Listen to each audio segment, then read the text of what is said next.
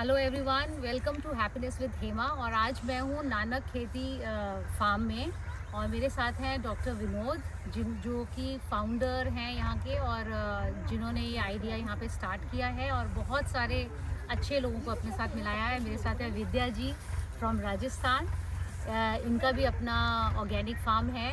और मेरे साथ है दिलीप जी जिनके साथ मैंने IG लाइव भी किया था and he is promoter of what is that Natural healing. natural healing. So he lives in fruits and he promotes that, which I also totally endorse. So हमारे साथ जो डॉक्टर विनोद जी हैं, डॉक्टर विनोद जी पहले तो मुझे ये बताइए दैट ये कितने साल पुराना खेत है जहाँ हम खड़े हैं? ये 1 साल होने को है इसको। So guys, 1 साल में भी पॉसिबल है बिकॉज ये जो भ्रम है ना हमारे कि किसी भी लैंड को अगर आपको फर्टाइल करना है और उसको एकदम अच्छा सा करना है, उसके केमिकल्स को हटाते हटाते 5-6 साल लग जाते हैं। पहले तो ये मिथ बिल्कुल क्लियर होता है आपके साथ मिलके विनोद जी, तो थोड़ा सा इस पे लाइट कीजिए बिकॉज आई थिंक अभी भी बहुत सारा भ्रम है लोगों में कि अगर हमें लैंड को फर्टाइल करना है या ऑर्गेनिक फार्मिंग की तरफ जाना है या फिर कहते हैं नेचुरल फार्मिंग, नाम तो बहुत तरीके के है ना, बहुत सारे रखते हैं, तो हमें 5-6 साल लग जाते हैं। सो थोड़ा सा बताइए। वो सारा खेल है टेक्निक का। अगर आपकी टेक्निक सही है तो आप विद इन 3 मंथ किसी भी ज़मीन को आप प्राकृतिक बना सकते हैं, जो ऑर्गेनिक से 5 स्टेप ऊपर की बात है। ऑर्गेनिक फार्मिंग में बहुत सारे कन्फ्यूज़न हमें होते हैं कि हम ये डालें वो डालें, लेकिन उससे कहीं ज़्यादा सुपीरियर चीज़ है प्राकृतिक खेती, जिसको हमने नानक खेती का नाम दिया है या क्लाइमेट रेजिलिएंट एग्रीकल्चर का नाम दिया है। इस मॉडल में क्या होता है कि ये ज़मीन जब हमें मिली तो बिल्कुल ही डेड सॉइल थी, ऐसी सॉइल कि इसमें ट्रैक्टर का फाला भी नहीं घुस रहा था अंदर, हैरो कल्टीवेटर नहीं जा रहा था, वही बंजर तो बंजर कहते बिल्कुल हैं ना, बंजर। वो जो केमिकल्स के असर वाली जमीनें अब सबकी हैं ज़्यादातर, तो ऐसी जमीन थी ये 100% पहले। जी जी। हाँ जी। तो उसमें क्या होता है, ज़मीन पूरी तरह हार्ड हो जाती है, रॉक सॉलिड हो जाती है, पानी परकुलेट नहीं करता है और ऊपर की 3-4 इंच ज़मीन को कुरेद के हम खेती करते रहते हैं। तो वो खेती ऐसे है जैसे आप गमले में खेती करते हैं, है ना। तो गमले में खेती करनी है तो केमिकल वाली जैसे रेगुलर कर रहे हैं वैसे करते रहें और वो सैचुरेट हो जाती है। अभी पंजाब में केमिकल डालने के बावजूद खेती प्रोडक्शन डाउन जा रहा है केमिकल वाली का। कारण क्या है कि वो सैचुरेट आ चुका है। आप गेहूं भी बेच देते हैं, धान भी बेच देते हैं, तूड़ी और पराली भी बेच देते हैं, तो आपने खेत को क्या दिया? 4 कट्टे यूरिया, 2 कट्टे DAP। उससे थोड़ी काम चलना है। उससे सिर्फ कैंसर ही बढ़ रहा है। हाँ, उससे बीमारियां बढ़ेंगी। बीमारियां बढ़ रही हैं और मतलब घर घर में कैंसर हो गया, ये सब अभी I think it's evident, we don't have to tell. Okay, तो फिर इस खेती नानक खेती के स्टेप में आपको बहुत ही सिंपलेस्ट तरीके से बताता हूँ कि ये डेड सॉइल थी। इसमें हमने पहले 3 फीट गहरा एक हल होता है जिसको सब सॉइलर बोलते हैं, वो भी हमने डिज़ाइन कर रखा है। तो हम उससे ज़मीन को ठीक ऐसे काट देते हैं 5-5 फीट की दूरी पे, जैसे थाली में बर्फ़ी जमा के काटते हैं। उसके बाद में एक बार पानी भर देते हैं। अगर उस ज़मीन में बहुत ज़्यादा केमिकल पहले इस्तेमाल हुआ है तो सल्फ्यूरिक एसिड 100% डाइल्यूशन वाला 4 लीटर पर एकड़ डाल देंगे। तो इसमें जो भी केमिकल होगा वो डाइल्यूट होके या एवेपरेट कर जाएगा या लीच आउट कर जाएगा, वो केमिकल का असर ख़त्म हो जाएगा। फिर ज़मीन आ गई नेचुरल तरीके से। तो आप इस डंडी को ऐसे पकड़िए, जैसे ये हमारी ज़मीन है, तो हम 3 इंच 4 इंच में खेती कर रहे थे। उसके नीचे का हिस्सा जो 7 इंच से लेके 22-23 इंच तक बिल्कुल हार्ड रॉक था और नीचे की नेचुरल ज़मीन थी। जब हमने इसको काटा तो ये 1G ज़मीन हो गई और जब 1G ज़मीन हो जाती है तो उसके पौधों की जड़ें गहरी जाएंगी, बरसात का पानी नीचे जाएगा और जो पानी बैक्टीरिया का सर्कुलेशन है, केचुए का सर्कुलेशन है, वो भी पूरी ज़मीन में होगा। तो आप अपने पैरों के नीचे महसूस कर रहे हैं कि गद्देदार ज़मीन है। बिल्कुल, यहाँ से पूरा वॉक करते ऐसा लग रहा है जैसे we are just walking in a clouds, इतनी नरम ज़मीन है। बिल्कुल। और ये पूरा मल्चिंग किया हुआ है और जैसे इसकी मल्चिंग आप हटाएंगे तो आप देखेंगे कि ये ज़मीन जो है बहुत ही सॉफ्ट है, मतलब अपने हाथ से आई कैन। और आई थिंक ये भी एक साइन होता है कि when you are pressing the soil, तो जो सॉइल है वो एकदम अच्छे से कंप्रेस्ड होके एकदम ऐसे लड्डू जैसा बन जाता है। इसका मतलब उसमें अच्छा ह्यूमिडिटी और like you know everything carbon है, कार्बन से भरपूर है। कलर भी देखिए ब्लैक होता जा रहा है। ये पहले बालू रेत जैसा था इसका और खुशबू टेक्सचर। भी, वो जो मिट्टी की खुशबू आती है गाँव से ना, वैसी खुशबू। तो रियल सॉइल यही है, इसीलिए खुशबू आ रही है इसमें। तो मैं स्टेप क्लियर कर देता हूँ। पहला स्टेप हो गया सब सॉइलर, दूसरा स्टेप हो गया पानी भरना, जिससे जो ज़मीन हमने काटी थी 3 हिस्सों में बटी हुई थी वो 1G बन जाएगी। तीसरे में हम क्या करेंगे, कल्टीवेटर मार के और इस तरीके से बेड बना देंगे। जैसे बेड ये दिख रहा है, ये यहाँ पे ट्रैक्टर का टायर आया था और यहाँ पे, तो ट्रैक्टर कभी भी आएगा तो यहाँ पे और यहीं पे आएगा। इस बेड के ऊपर कभी भी ट्रैक्टर नहीं चलेगा। तो इससे क्या फ़ायदा होगा कि ये बेड हमेशा नरम मुलायम बना रहेगा। जब हम ट्रैक्टर का ज़्यादा इस्तेमाल करते हैं तो ज़मीन कॉम्पैक्ट हो जाती है, ज़मीन की हवा निकल जाती है, क्योंकि ट्रैक्टर का खुद का वज़न 15-17 क्विंटल होता है काफी होता है। और जब इंस्ट्रूमेंट पीछे होगा तो वो बहुत हैवी होता है। तो ये बेड बन गया, इसको आप कोई भी फसल लगा के उसको काट के डाल सकते हैं, मल्चिंग डाल सकते हैं, डायरेक्ट फसल लगा सकते हैं, तो आपका ये खेती चालू हो गया। ऊपर क्या लगाना है टोटली आपके ऊपर है। जैसे हमने यहाँ इन पे बेड्स पे एक्चुअली देखा जाए तो ये बेड्स जो हमने बनाए हैं, ये कैसे, क्या फीट है डॉक्टर जी? 42 इंच का है ये, 3.5 फीट का। सो 3.5 इंच का और बीच में नाली है। हाँ, ये 3.5 फीट चौड़ाई होगी बेड की। नाली 1 फीट बाय 1 फीट की होती है, ये 1 फीट गहरी, अगर 1 फीट पानी चौड़ी। लगेगा भी तो इन नालियों में पानी लगेगा, इस बेड पे पानी नहीं लगेगा। तो इससे क्या है, इसका जो पानी है वो नेचुरल वे में इस बेड पे पड़ेगा और इस बेड पे ही हम सारी की सारी जो भी लगाना है हम लगाएंगे। और अगर मान लो यहाँ पे भी हमने कोई पौधा लगाया तो उसको पानी, नमी चाहिए पौधे को, तो वो अपनी जड़ें यहाँ तक फैला लेगा और उसकी जड़ें स्ट्रॉन्ग हो जाएंगी। तो कभी भी पौधे को पानी नहीं चाहिए, उसको केवल नमी चाहिए, और नमी उसको मिल गई तो काम चल जाएगा। सो इट्स वेरी सिंपल, कितना अच्छा तरीका है। आई think it's a very simplest way. और लोग कर क्यों नहीं रहे? 1 साल में देखिए आप, आपके सामने रिजल्ट है। ये अनार भी लगने चालू हो गए, अभी हमने तोड़ के गिराया बहुत सारा, अनार ये को। पूरा इन्होंने फ्रूट फॉरेस्ट बनाया, फ्रूट फॉरेस्ट। तो वेराइटी ऑफ फ्रूट्स है यहाँ पे। मैंगो भी दिखा मेरे को, पपीता दिखा, पपीता देखिए कितने अच्छे से उगा हुआ है। इसकी पूरी टेक्निक बताई है इन्होंने। अनार लगे हैं। हाँ, बायोचार वाला भी बायोचार के बारे में करेंगे। बताइए। एक बार ये पपीता देखिए आप यहाँ पे, तो आप पकड़ना उधर देखेंगे, मतलब तो इतने पपीते हर और ये पेड़ भी एक्चुअली यहाँ जितने भी पेड़ हैं सारे लदे हुए हैं पूरे पपीते। नेचुरल तरीके से हैं सारे के सारे। इसमें कोई केमिकल, हर्बिसाइड, पेस्टिसाइड कुछ भी नहीं डाला हमने। तो अगला स्टेप जो इसी मॉडल के ऊपर, जो एक और ज़्यादा अगर आप सुपीरियर खेती करना चाह रहे हैं और एक बार इस मॉडल को सेट करके हज़ारों सालों तक अगर आप नॉन स्टॉप खेती करना चाह रहे हैं विदाउट एनी एफर्ट, तो उसका तरीका है इस ज़मीन में बायोचार ऐड कर देना। बायोचार क्या होता है कि कोई भी लकड़ी या ह्यूमस है, जैसे ये हमारे पास लकड़ियाँ हैं, तो इस तरीके की कोई लकड़ी ले लें आप, पराली ले लें, किसी पेड़ की लकड़ी ले लें, कोई भी लकड़ी हो, कोई भी बायोमास हो, उसको in the absence of oxygen जलाएंगे। उसके लिए मशीनें बनी हुई हैं। अच्छा, कोई डिफरेंट टेक्निक हाँ, है? टेक्निक है। उस टेक्निक से नहीं है डॉक्टर विनोद, जैसे आजकल पहले भी होता है ना, तूड़ी जला देते हैं लोग खेतों पे ही अपने, हाँ, वो और खराब वहीं पे तरीका वो है। that's- वो राख बन जाएगी, क्योंकि वो ऑक्सीजन के प्रेजेंस में जल रही है, तो वो राख हो जाएगी। हमें राख नहीं बनाना है।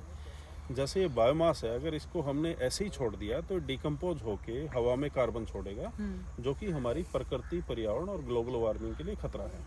तो हम क्या करेंगे, इसको हजारों सालों के लिए ज़मीन में स्टोर कर लेंगे। स्टोर करने का टेक्निक क्या है, इसको इन द एब्सेंस ऑफ ऑक्सीजन हम जला लेंगे लगभग 450-500 डिग्री सेल्सियस पे।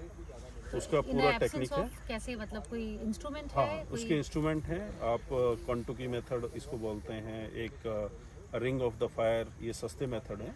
लेकिन अगर आपको बहुत अच्छी क्वालिटी का बनाना है तो हमने मशीन बना रखी है, अगर किसी को ज़रूरत होगी तो उसका मैं डिटेल भेज दूंगा। उसके बाद में आपने ये जलाया, फिर इसको पानी से बुझा देंगे तो ये कोयले में तब्दील हो जाएगा।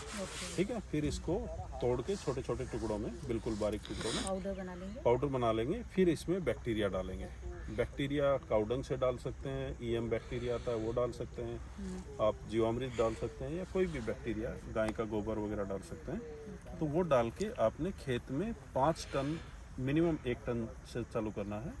अगर आपने 5 टन डाल दिया तो आपको 3,500 साल की लिखित गारंटी दे सकते हैं कि एक कभी एकड़ भी में 5 कुछ भी नहीं टन, करना एक पड़ेगा। एकड़ में 5 टन बता 5 रहे हैं टन, आप। हाँ। तो कितना खर्चा आ जाता है अगर किसी को समझो ये करना है, ये प्रोसेस करना है, तो कितना खर्चा? अगर मशीन खुद की है तब तो कोई ज़्यादा नहीं है, लकड़ियाँ भी खुद की है तो बहुत नामात्र का हो जाता है खर्चा। और अगर सब कुछ खरीद के लेके आएंगे तो 70-80 हज़ार लाख रुपए के करीब खर्चा हो सकता है। पर 1 लाख में आप अपने लैंड को 300 जैसे बता रहे हैं हजारों कि सालों के लिए। हजारों साल के लिए फर्टाइल बना देंगे। इसमें आप और ज़्यादा जानकारी चाहिए तो आप टेरा प्रेटा सॉइल करके लिखेंगे तो उसमें आ जाएगा। मेरा यूट्यूब चैनल है, उस पर भी हमने जानकारी दी हुई है।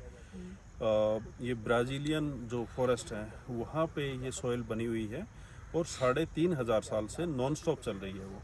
तो आपके सामने एविडेंस है उसका, ऐसे नहीं कि हम हवा में सो कुछ इट कर इज रहे हैं। All scientifically. Scientifically विद्या valid। जी पूछ रहे हैं कि ये सिर्फ ये जो प्रोसेस आपने बताया बायोचार का, ये एक ही बार करना है या इसको वी हैव टू रिपीट? एक बार जिंदगी में एक बार करना है और 100 पीढ़ियों की गारंटी है। तो जैसे अपन मशीन ले तो फिर वो एक बार के लिए मशीन को खरीदना पड़ेगा या एक बार खरीद लें और फिर सारे गांव को, पड़ोसियों को धीरे धीरे ले लें। आपकी मशीन आपके खेती में ही फ्री हो जाएगी और पड़ोसियों को बेचेंगे वो फ्री है।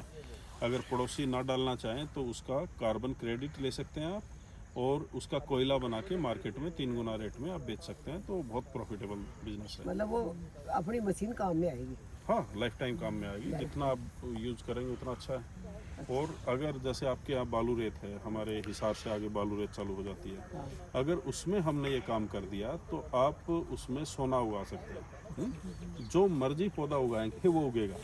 और लोग पागल हो जाते हैं कि इतना कैसे उग रहा है। जैसे ये पपीते को देख के गांव के लोग आए, सरपंच वगैरह, तो वो बोल रहे हैं कि आप लोग पागल हो गए, पपीता तो इतने होंदा ही नहीं। मैं क्या हो रखा है, नहीं इतने होंदा ही नहीं, कैसे हो सकता है। तो और इतना जल्दी कैसे हो तो ये सकता है सारा बोल रहे हैं। बायोचार का हाँ हाँ। असर है। तो बायचार तो इसमें बहुत कम डाला हुआ था क्योंकि उस टाइम पे हमारे पास अवेलेबल ही नहीं था बिल्कुल। अभी डालेंगे थोड़ा और।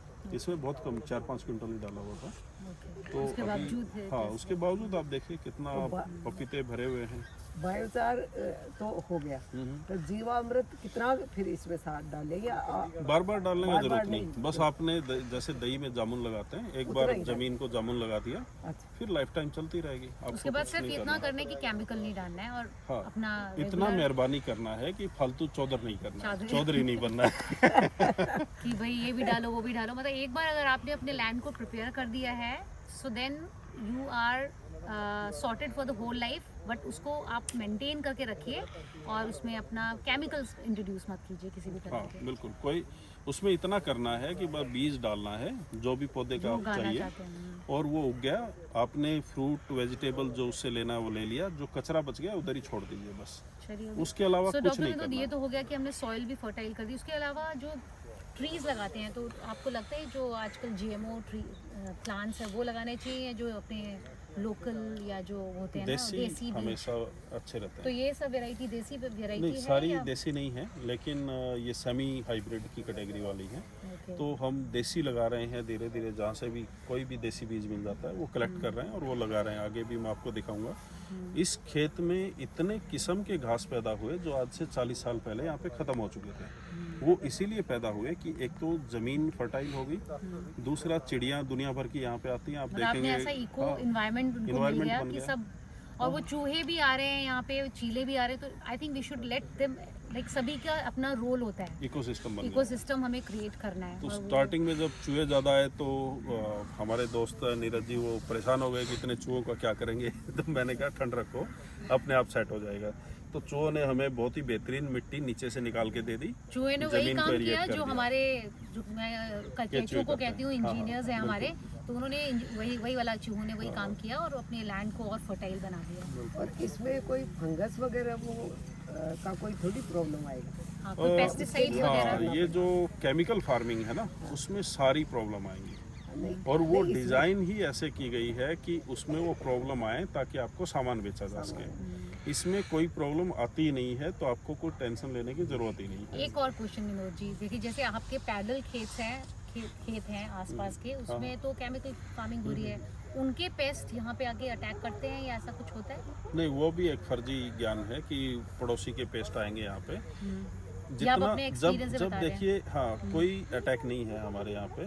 जितना भी कीड़े थोड़े बहुत जो 2-3% पत्ते खाते हैं वो नॉर्मल है और वो खाने चाहिए। उससे पौधों को एक एग्जिस्टेंशियल क्राइसिस आता है। तो पौधे क्या करते हैं, ऐसा केमिकल स्ट्रीट करते हैं जिससे वो कीड़े अपने आप भाग जाते हैं। वो कब करेंगे, जब पौधा हेल्दी है। जैसे एक बच्चा आपने ऐसा पाला कि भाई 5 साल की उम्र तक तेरे को बेड से ही नहीं उतरना, यहीं खाना पीना सहना सब कुछ यहीं पे मिलेगा। और दूसरा बच्चा है जो खेल कूद रहा है, सब मस्ती कर रहा है, तो इसमें कौन सा हेल्दी स्ट्रॉन्ग रहेगा? इम्यूनिटी वाला। जो खेल कूद रहा है वो इम्यूनिटी बनेगी। तो हमने यही किया कि ज़मीन को हेल्दी बना दिया, तो पौधे ने अपना इम्यूनिटी ले लिया। अभी इसको ना कीड़े से खतरा है, ना किसी फंगस से खतरा है, ना निमाटोड से खतरा है, ना किसी और चीज़ से खतरा है। सो ये मिथ हमने है। प्रकृति के निज़ाम को फॉलो किया बस। तो ये भी गाइस, ये भी मिथ है कि अगर आपके आसपास के खेत ऑर्गेनिक फार्मिंग नहीं कर रहे हैं, नेचुरल फार्मिंग नहीं कर रहे हैं, तो उनके पेस्ट आके आपके अटैक करेंगे, तो ये मिथ भी नहीं है। Because I think doctor Vinod ने ये खुद एक्सपेरिमेंट किया है and it is really inspiring me. इसमें क्या होता है माजी कि दुनिया भर के पंछी आ जाते हैं, आप देखेंगे पीछे भी उड़ रहे हैं, यहाँ चिड़िया आती हैं, हाँ, वो अपने आप खा लेते हैं, है ना। वो मैं फिर वही दोहराता हूँ कि आपको चौधरी नहीं बनना है, प्रकृति चौधर करते ही है। उसको अपना निज़ाम सेट करना है, उसको अपना सिस्टम बनाना है। Let nature do everything. अगर नेचर लीड करेगा तो वो हमेशा मेरे ख्याल से सक्सेसफुल ही होगा। बिल्कुल। और इसमें छोटी छोटी चीज़ें मैं आपको और दिखाता हूँ अगर आप आएँ तो। जैसे ये है, ये पिल्लू का पौधा है जो यहाँ से पंजाब से ख़त्म हो चुका था, है ना। ये देखिए, ये तो बहुत ही ऊंची हाँ, चीज़ भी कहते ये हैं। हाईली न्यूट्रिशियस है। ये जो ब्लैकबेरीज हैं वो है, और ये वाइल्ड है। आप ब्लैकबेरी के लिए पीएच मेंटेन करते हैं, दुनिया भर का केमिकल डालते हैं, फिर जाके वो कंट्रोल्ड इन्वायरमेंट में पैदा होगी। इसमें कुछ नहीं करना है। ये कोई चिड़िया कहीं से खा के आ गई वाइल्ड से, इसने बीट किया और यहाँ पे पौधा उग गया। तो आपने किया क्या इसमें? कुछ नहीं, है ना। इसी तरीके से कुछ और चीज़ें दिखाता हूँ, बीच बीच में आप रोक सकते हैं उसको। ये बीच में कोई तरह की जॉइंट पेन्स हैं तो हाँ, कहते हैं बिल्कुल, इसको बिल्कुल। गर्म करके। इसके नीचे की मिट्टी निकाल दो। बताएं हाँ जी, तो हेमा जी स्टार्ट कीजिए। हाँ ये है मेरे ख्याल से आँख का। आँख, हाँ। आँख, इसको इंग्लिश में भी आँख ही कहते हैं। इंग्लिश में कुछ और नाम है, मैं भूल रहा हूँ तो ये उसका। आँख का पेड़ जो है बहुत ही मेडिसिनल माना जाता है। विनोद जी आप बताइए इसके बारे में। ये मेडिसिनल है, और ये क्या करता है कि अगर आपके खेत में इनकेस कोई कीड़ा आया तो उसको मोस्ट नेचुरल चीज़ें पसंद हैं, तो कीड़ा पहले इस पे आके इसको खा पी के और अपना पेट भर के लाइफ साइकिल हफ्ते 10 दिन का जितना भी है वो पूरा करके अपने आप मर जाएगा। आपके पौधों पे कोई इम्पैक्ट नहीं आएगा। इसका लाइव एग्जांपल मैं दिखाता हूँ आपको। ये देखिए, ये एक कीड़ा है यहाँ पे, हाँ, है ना। तो ये अभी हाइबरनेशन में है। पत्ते को जितना खाना है इस पत्ते को खाएगा। इसको पपीते में कोई इंटरेस्ट नहीं है, क्योंकि पपीते से ज़्यादा नेचुरल ये पौधा है ना। तो यहाँ पे खा के और ये अपना तितली बन के कुछ दिन में उड़ जाएगा, है ना। और जो इसके जो फूल होते हैं, इसके डोडिये होते हैं ना, उसमें बहुत ज़्यादा मेडिसिनल वैल्यू होती है। इसके छोटे छोटे ऐसे वो लगते हैं, छोटे फ्रूट लगते हैं। बल्ब सा कुछ। हाँ, उस बल्ब से निकला हुआ जो रुई है, अगर आप उसका तकिया बना के सोते हैं तो माइग्रेन से लेके बहुत सारी जो बीमारियां वो गायब हो जाती हैं। हाँ, हमारे कल्चर में भी ना छोटे बच्चों के लिए वो स्पेशल पिल्लो बनाया जाता है उसी का। अभी मेरे ख्याल में वो एक पिल्लो 12-13 हज़ार का कुछ बेच रही हैं कंपनियां, मैंने ऑनलाइन देखा था। और राजस्थान से भी कई सारी महिलाएं हैं इस पे काम कर रही हैं। तो जैसे ये पपीता है और ये पपीता है, तो ये पपीते क्या होंगे, कुछ दिनों में कट जाएंगे जब इनका फ्रूट हम एक बार 2 बार हार्वेस्ट कर लेंगे। तो फिर हमने क्या किया, बीच में चीकू का पेड़ लगा के रखा। तो जो ही पपीता कटेगा, इसका जो मल्चिंग मटेरियल है वो इधर ही डाल देंगे। इन द मेन टाइम ये चीकू भी बढ़ रहा है और पीछे जैसे हमने अनार लगा रखे हैं वो भी बढ़ रहे हैं। तो जो ही ये पेड़ कटेंगे तुरंत हमारे चीकू फ्रूटिंग पे आ जाएंगे। तो उसके लिए हमें कोई अलग से मेहनत लेयर करने की फार्मिंग जरूरत कहते हैं ना, लेयर फार्मिंग या व्हाटएवर। तो ये अपने आप लेयर बनती रहेंगी इसमें। और इस मॉडल में आप जितनी ज़्यादा फसलें लगा सकते हैं उतना लगाना चाहिए। जितना ज़्यादा फसल लगाएंगे तो उससे ये क्या भी फायदा मिथ होगा। है ना डॉक्टर जी, ये भी मिथ है कि एक फसल लगाओगे तो दूसरा फसल उसका न्यूट्रिशन ले लेगा। आई थिंक प्लानिंग करके आप लगाइए तो ऐसा कुछ नहीं है, कोई किसी का नहीं लेगा।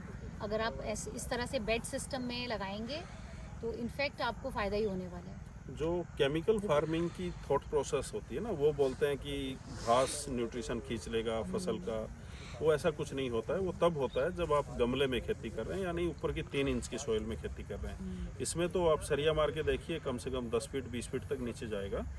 तो ज़मीन नरम है, इस पौधे की रिक्वायरमेंट अलग है, तो ये अलग लेवल पे इसकी जड़ है, इसकी टैप रूट जा रही है।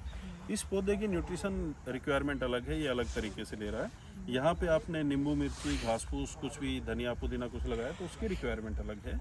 तो और इसमें अनलिमिटेड न्यूट्रिशन पैदा हो जाता है क्योंकि 24 घंटे बैक्टीरिया काम कर रहे हैं। तो आपको केमिकल फार्मिंग के तरीके से सोचना नहीं है। सोचने नहीं, अपनी बदलनी है सोच। तो जैसे एक घर है, एक हाउस होल्ड है, उसमें आप बोलें कि नहीं 16 से लेके और 40 साल के बीच के बच्चे लोग रह सकते हैं इसमें, आप बच्चों को भी नहीं रखेंगे, बुजुर्गों को भी नहीं रखेंगे, तो क्या वो घर होगा? नहीं। तो हम खेती में क्या कर रहे हैं? यही तो कर रहे हैं कि छोटे वालों को मार दो, उन वालों को मार दो, बस हमें यही चाहिए। सबसे बड़ी बात यह है कि अपनी सोच बदल के आप इस तरह की खेती, इस तरह के एग्रीकल्चर में आई थिंक जुड़े, नॉलेज लें, मिथ सब लोगों के हटाएं, बहुत ज़रूरी है। इसमें अगर बंदा ट्रेंड अच्छे से है ना तो वो आराम से कुछ भी कर लेगा। जैसे ये एक सिंपल डंडी है, इसको आप नीचे दबाएंगे तो ये कई फुट नीचे चली जाती है ना। आप केमिकल खेती में ये कर ही नहीं सकते, बिल्कुल भी नहीं। तो आप देखेंगे मैंने हल्का सा दबाव लगाया, ये 2 फीट से ज़्यादा ये बैम्बू की, आई थिंक ये बैम्बू की ही लकड़ी है, बैम्बू की है। आराम से ये देखिए 3 फीट 2 फीट तक अंदर थी है। तो अगर किसी को ये खेती के मॉडल समझना है, करना है, तो फार्म पे आके वहाँ पे कुछ दिन रह के समझना चाहिए, करना चाहिए। हमारे ट्रेनिंग प्रोग्राम लगते रहते हैं सॉइल की प्रिपरेशन के ऊपर। इंस्ट्रूमेंट इसमें 2-3 ही चाहिए, ज़्यादा ट्रैक्टर का इस्तेमाल इसमें है नहीं, तो 3-4 इंस्ट्रूमेंट आपने ले लिए, फिर लाइफ टाइम तो आपको एक तरह कुछ से खरीदने नो की टिलिंग जरूरत फार्मिंग का कॉन्सेप्ट है ये कि आप ज़्यादा छेड़ो मत अपने। एक बार धरती को अपनी जैसे बायोचार वगैरह करके आपने प्रिपेयर कर लिया, उसके बाद ज़्यादा मत छेड़ो। नहीं। ट्रैक्टर भी 10 गुना कम इस्तेमाल होता है। सो लेबर भी कम लगता है। सो डॉक्टर विनोद, जैसे ये वाला आपका हो गया, तो ये इसके बाद तो ट्रैक्टर नहीं चलेगा, हाँ, तो गुड़ाई वुड़ाई कैसे होती है? करने की जरूरत ही नहीं। करते ही नहीं ना। जहाँ लगाना है वहाँ लगा के एंड देन जस्ट गिव लगा द के घास एनवायरनमेंट। फूस छोड़ दो बस। जैसे ये बंद हो गए हैं, हमारी जो खाई थी जिसके अंदर हम पानी छोड़ते हैं, तो ये कस्सी से या फिर एक छोटा टिलर मशीन है हमारे पास, उससे हम साफ कर देते हैं। बस इसमें पानी देते हैं और वो भी सामान्य खेत के मुकाबले में 30 से 100 गुना कम। सो देखिए आपके पानी की भी द मोस्ट सस्टेनेबल मॉडल है एक्चुअली। बिल्कुल, इससे सस्टेनेबल अभी आपको पानी कोई भी कम मॉडल नहीं लगेगा, मिलेगा। लेबर भी कम लगेगा, मतलब पेस्टिसाइड भी कम लगेगा, वो तो लगेगा ही नहीं, खैर पेस्ट भी कम होगा। और मैक्सिमम प्रोडक्शन है, हाँ, पेस्ट की प्रॉब्लम ही नहीं है इसमें। पेस्ट की प्रॉब्लम ही नहीं है। तो इसमें 1-2 चीज़ें मैं और क्लैरिफाई करना चाह रहा था कि कई लोग क्या करते हैं कि केवल वीडियो देख के सोच रहे हैं कि हम ऐसा कुछ कर सकते हैं। उससे बेटर है कि आप स्टेप बाय स्टेप गाइड सीख लें। दूसरा, आप क्या करें, जो इंस्ट्रूमेंट चाहिए वो लेके रख लें, क्योंकि सामान्य जो केमिकल खेती वाले इंस्ट्रूमेंट हम इस्तेमाल नहीं करते हैं। और इसमें कम से कम डिस्टर्बेंस करना है, फालतू कोई मेहनत नहीं करना है, कहीं पे ज़रूरत से ज़्यादा खड्डे वड्डे मारना या कुछ नहीं करना है। केवल नालियाँ साफ़ रखनी है ताकि पानी आराम से आ जाए, और पानी कम से कम देना है। कुछ मेरे साथी थे, उन्होंने क्या किया, बहुत ज़्यादा पानी दे दिया कि हम पौधों को बिल्कुल भर के रखेंगे। तो वैसे ही हो गया कि जैसे आपको प्यास लगी और आपको कोई नहर में डुबो दे आधे घंटे के लिए, तो आपको कैसा फील होगा। तो पौधों को भी नमी चाहिए, उनको पानी नहीं चाहिए। ज़मीन में उनको हवा चाहिए, उनको कॉम्पैक्ट सॉइल नहीं चाहिए। तीसरा, उनको न्यूट्रिएंट चाहिए जो 97% हवा से और सनलाइट से मिलता है। मात्र 2-3% न्यूट्रिएंट्स उनको ज़मीन से चाहिए, लेकिन वो भी बहुत इंपॉर्टेंट है। 3% या 2.5% का मतलब ये नहीं कि वो इम्पोर्टेंट नहीं है। तो ज़मीन का टेक्सचर आप सुधार के रखें और ज़मीन को ढक के रखें। ज़मीन को सनलाइट नहीं चाहिए, पौधों को सनलाइट चाहिए। तो ज़मीन को ढक के रखें, पौधों को सनलाइट का एक्सपोजर दें। बस इतना सा ज्ञान है इसमें। सुनने में तो ऐसा लग रहा है बहुत इजी है, आई थिंक करने में भी इजी होगा, लेकिन वही है कि अगर उसको स्टेप सही तरीके से किया जाए। बिल्कुल। तो एक बड़ा यूनिक